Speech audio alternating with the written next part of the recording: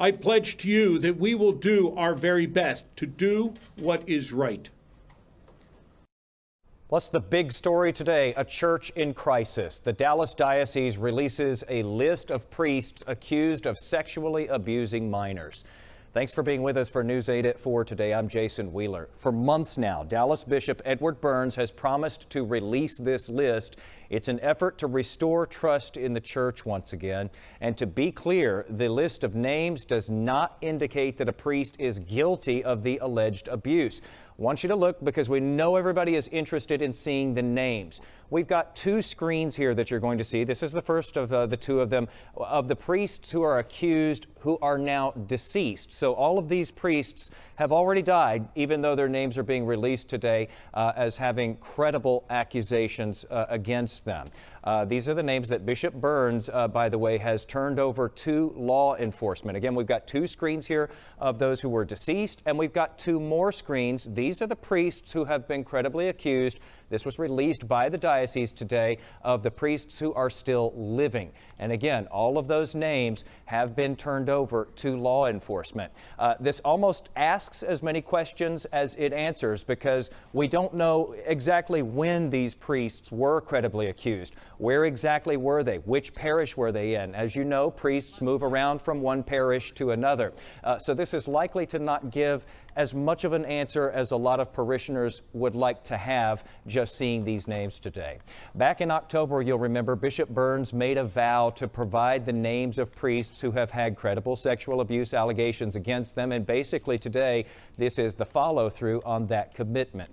Teresa Woodard was at that news conference today, and Teresa, the bishop, was specifically asked why now, why this list came out in 2019 after really decades of abuse allegations, and some of these priests have since died. What was his answer to that?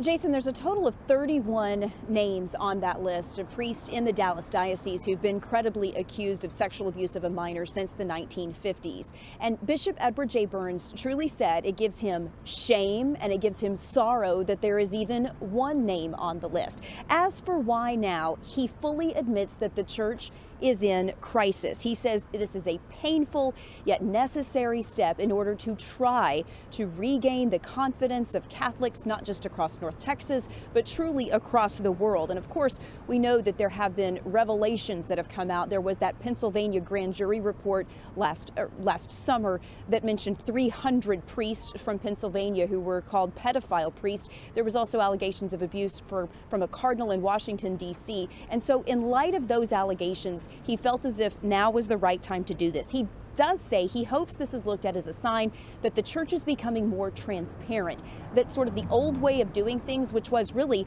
for law enforcement to not always be contacted, for the church to really investigate itself, and for sometimes priests accused in one parish to simply be moved to another parish in the same diocese, that way of doing things has been abandoned.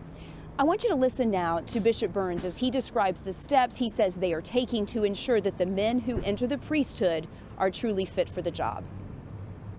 Those men who are stepping forward for the priesthood, the background checks, as well as the psychological review that assures that they possess the psychosexual socio-maturity in order to be a priest. It is important for me that when a man steps forward for ordination, he is fit and suitable to serve and shepherd a parish community.